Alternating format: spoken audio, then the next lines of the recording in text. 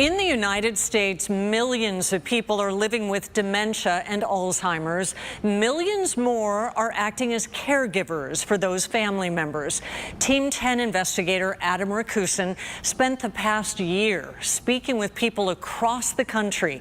He reveals the emotional and financial challenges for those families and the devastating consequences of the cost of care.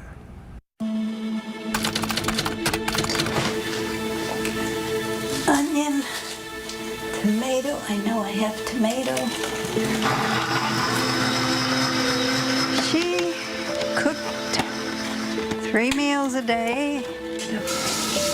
Cilantro, always have to have cilantro. Sometimes when words are hard, food can be the best form of communication. Okay.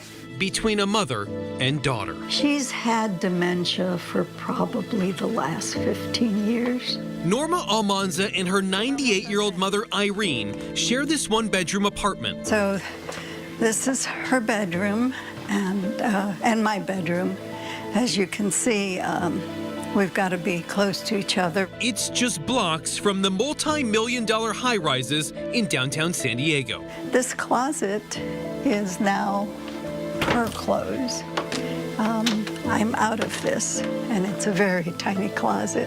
It's not just space that's tight. ¿Te gustan las albóndigas? Norma's retired and now financially responsible for both of them. With Irene's memory fading, she needs around-the-clock care. I looked into hiring caregivers. At this point, would you even be able to afford a round-the-clock caregiver for her? No. So, that unpaid job with hours that run all day, every day, falls on Norma. I'd realized that I hadn't hugged her in a long time. In a long, long time. And that was difficult. I put this together a long time ago for a family reunion.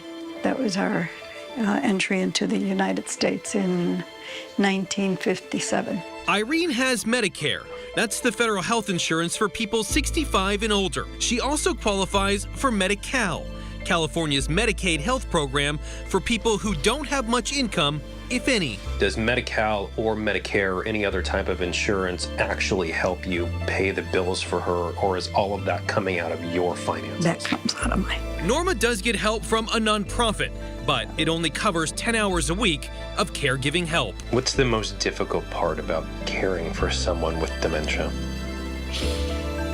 Somewhere in there is my mother. But the person that's there on a daily basis is not someone I like. So I have to go back to the memory of the fact that there's someone in there that's my mother. And that's very hard. That's very hard to feel the anger at times I feel, and I know it's out of exhaustion. That hurts me. But that's the hardest part. Irene is one of the more than 7 million Americans living with some form of dementia. The majority of those cases, Alzheimer's. It's estimated that Alzheimer's and other dementias will cost the United States $345 billion this year. By 2050, dementia costs could rise to nearly $1 trillion. That's about the entire economy of Mexico. A financial blow that will impact generations of families. For most people, it's an enormous financial impact that they struggle to find solutions to. Julie Zizimopoulos is a professor in the Sol Price School of Public Policy at the University of Southern California. She's the expert when it comes to economic costs of dementia and its impacts. In general, Medicare will not pay for 24 hours of just care that is needed by persons living with dementia. Medicaid pays for some long-term care, but again, it's a small percentage of the population that's eligible for Medicaid and covered care.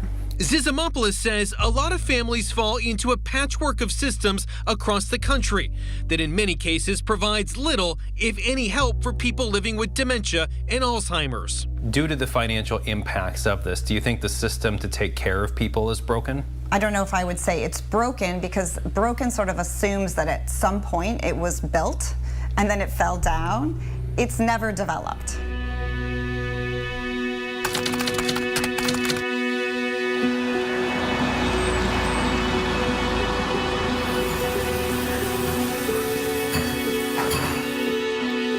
he fell down and broke his neck in February.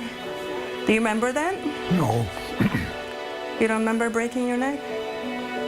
it was not a big deal. Vicky, her brother Andrew, and their father Gabor, who's living with dementia, are one of those families that fell through the cracks. I'm looking for anything and everything to try, any opportunity to try and slow down the pace at which we're running out of funds, which ultimately we are going to. I mean, he is first and then it's next. You know, we are next. The family immigrated to the United States from Hungary in 1990 with almost nothing.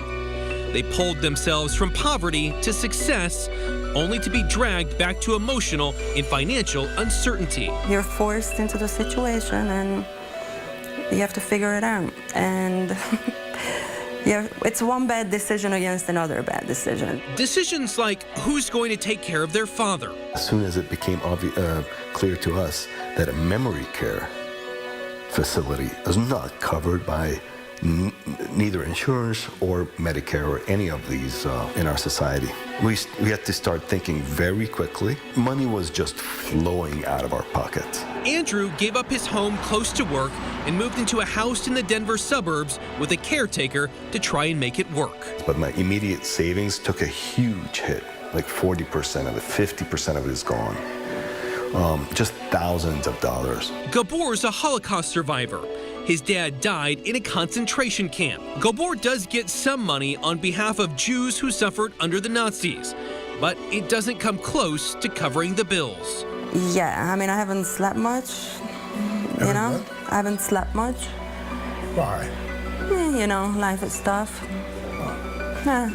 See, and these kind of things make it even harder because, you know, like, I can't explain it. There's no, you know, recognition of it, and I can't blame him. To help cover the cost of care, Vicky's boyfriend set up a GoFundMe, one of the thousands of memory care fundraisers on the site. While they've raised some money, Vicky and Andrew are still behind and struggling. And the impact is more than just financial. How is it going to impact my future? Well, we'll see. I mean, I'm already falling apart physically. I'm not taking care of myself physically, mentally, emotionally, and eventually it's, you know, I mean, I know it's costing me. I mean, I'm sure a couple of years have already been cut down, you know, from my life expectancy, but whatever. As long as it's necessary, you know, I'm gonna do what I need to do. And because I don't feel like I can walk away. Norma can't walk away either. They tell you that bathrooms are the places where accidents are most. As you can see, there's not much space here. I took up all the carpets. We have a chair, a shower chair. Almost there. Okay. Every day, she balances the love for her mother with exhaustion and personal grief, not knowing what comes next in this long goodbye. How long can you do this before it has a significant impact on the money you need to retire and live? That's my concern. She is definitely healthy. Like I said, she's even improved. So she could live much longer, and that would drain me. That would drain me significantly. A disease that destroys so many lives, a critically important topic of our time. Thank you, Adam.